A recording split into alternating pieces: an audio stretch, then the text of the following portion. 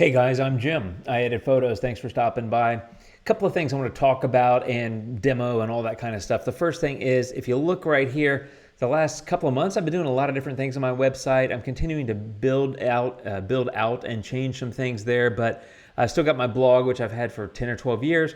I've got a new updated gear page. I've redone some of my gear, still shooting Sony, but if you want to check that out, I do get questions about it. I also created a page for my coupon codes for the various products that I talk about here.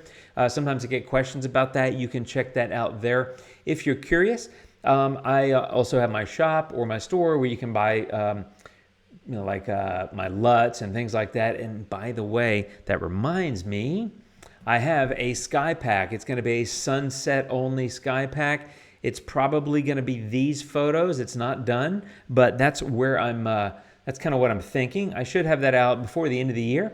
But anyway, if you want to be the first to find out about that, click on this section here and go to my newsletter page and subscribe. I've got a little info there about what I talk about on my newsletter. All that's a shameless plug, just to be honest, but I do put out the newsletter at least once a month. If there's a lot of news, I'll put it out a bit more frequently, but I have some new things coming. I'd love your feedback on the changes I've made around on my website and that sort of thing.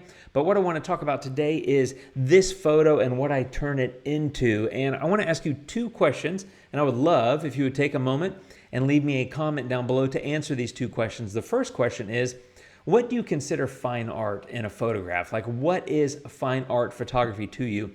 And number two, and that is, of course, I hope that you get to the end of the video and watch, but I want to know at the end of the video, when you look at the finished photo that I do here today, do you consider that fine art? Which to me will help me understand what people think of when they say fine art, because I gotta be honest, like, this isn't just a rhetorical question. I don't really know. Like, I've done a video about it, and I'll try to remember to link the video there a while ago, and I've had a lot of views and a lot of comments on that video. But I made this photo, and then after I was done with it, I thought, that's kind of like a fine art photograph. And so I just thought I would ask you, my dear friends, what's a fine art photograph? So I'd love to have your feedback on that. This is a 20-second exposure, f13 ISO 100 on a tripod, of course. And this is just a waterfall that's a wet weather waterfall, basically, here in Austin. Anyway, I love waterfalls. I love long exposures, and those often make me think of fine art photographs. I'm also going to make this a monochrome, which also is something I think about often as a fine art photograph. So that's kind of why I'm asking these questions, because I'm kind of curious what you think about it. So I'm going to go in and edit this photo, and right now you're going to say, Jim, that's pretty blue, and it is. But we're going to get through a few things here, and what I want to do is just at the end, I got to be honest, like all I was doing is I'm going to use the word hacking around. I don't mean that to sound as like I don't know what the word is, unprofessional as it sounds. Like, I didn't really have a goal other than to make a photo that I really liked. So I was hacking around, although, arguably I kind of know what I'm doing in Luminar, so I kind of had a plan, but I didn't really know exactly what I was going to do to get there. So this video is walking through the different steps that I took to get there. Now, I made it black and white. If I turn this off again, you can see there's obviously a lot of blue. I changed that temperature quite a bit, which is something I do with monochromes, especially waterfalls, because the water turns blue, and then when you make it black and white, it's more white. And anyway, it just looks good, I think. So there it is before and currently, but I'm going to fix this up. So I'm going to come in here, and let me turn this back on. There we go. Convert that. Let me show you again one more time. There's some green and yellow in the background. There's a little bit of green and yellow on the rocks. So what I'm going to do first is take the luminance of that yellow and green, and I'm going to take it all the way to the left, because basically I don't want any of that to really be very prominent. And I'm going to take the blue. Remember how blue it got when I changed the temperature in the light tool.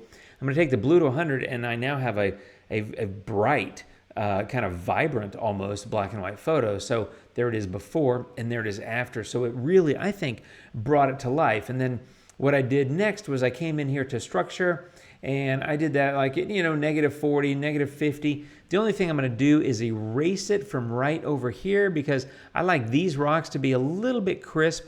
I don't want to smooth them out, But the rest of the photo, honestly, I don't really care. I'm kind of okay with the rest of the photo being fairly soft because of that negative structure. So that's kind of where I am so far. Now, while I'm at it, I'm actually going to copy that mask. I'm going to say copy. I'm not going to say, I'm going to click copy. I'm going to go to details, and I'm going to take these all to like a negative 40 something, and that's just further smoothing out the photo. And I'm going to paste that mask simply because I don't want to smooth out that one section of rock on the left. So basically, negative structure, negative details really soften things up, and that's another thing with long exposures I do a lot. Whether I'm considering it fine art or not, I just like to go in and kind of smooth it out. It's just a thing. It's just something I like. So next up for me is super contrast, and this is a tool that I just think comes in super handy on really just about every image. I'm not exaggerating when I say I use it all the time. I'm going to do that, and I'm going to go to about a 45 there. I'm going to play with the balance, though. This one, I actually went negative 100, and that's actually brightening up those highlights, which I like. And then I'm going to about a 30, whoa, not a 47, about a 30 here. So let me show you what the super contrast did to this photo. There it is before any of that moving around with that tool. And there it is after. So it definitely created a bit more contrast, a bit more pop. And again, high contrast, black and white, huge, high contrast is huge difference between the bright and the dark stuff. To me, it goes with long exposures, especially with water or clouds, but mostly water.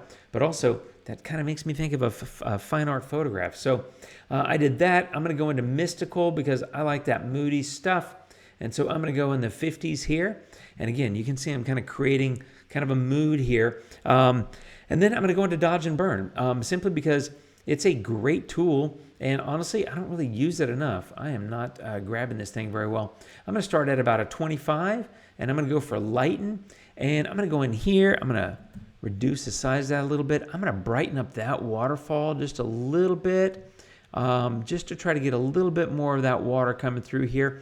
And then I'm going to do the same over here and over here. I want to create a little bit more visibility into the water that's coming down there. I just think that looks good and adds a little bit to the photo as well. Now, while I'm at it, I'm also going to actually increase my mouse, and I'm going to come over here and do a little bit more as well, something about like that. Maybe a little bit through the center there, a little bit here, a little bit there, and then some of this over here as it's kind of like rushing out of frame. So I just basically use dodge and burn.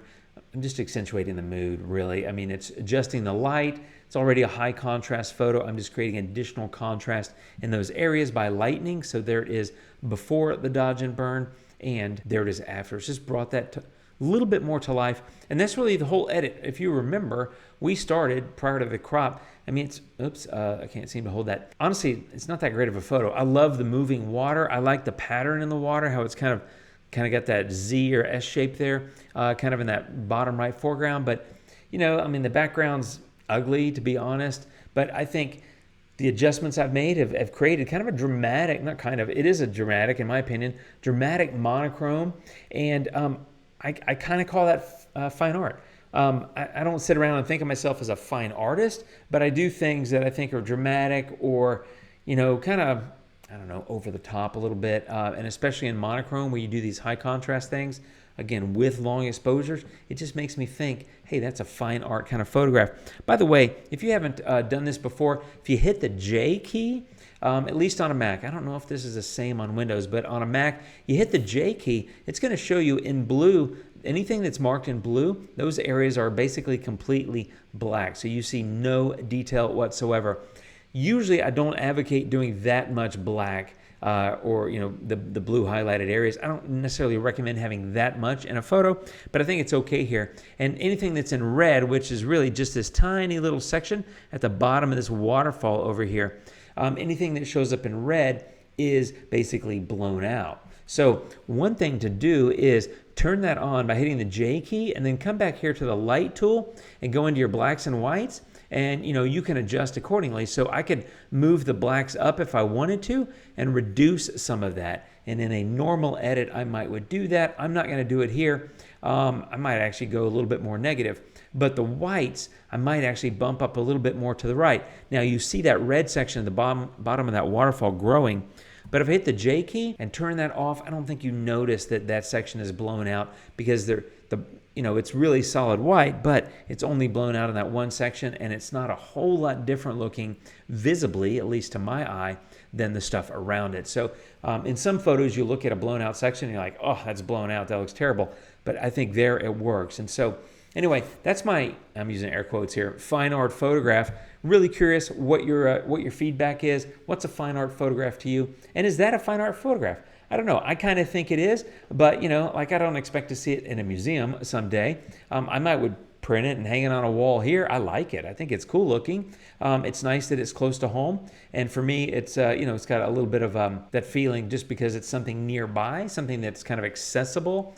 It's kind of an everyday shot that I turned into something that's a little bit less everyday looking. So it's kind of I got a soft spot for it, I guess. Anyway, that's it for this video, my friends. I was kind of hacking around. I'm kind of curious what you think fine art is, and that's an attempt at it. I don't know if I succeeded. I'm really curious to see what your feedback is. Leave a comment down below. Hit like if you haven't, and subscribe. I'll be back soon with more videos. I do this every week. It's a lot of fun. I'm having a great time here on YouTube. Thanks to you, actually. So thanks for showing up, hanging out, chatting with me, and all that stuff. I really do appreciate it. I'll see you in the next video, my friends. You guys take care of yourselves, and adios.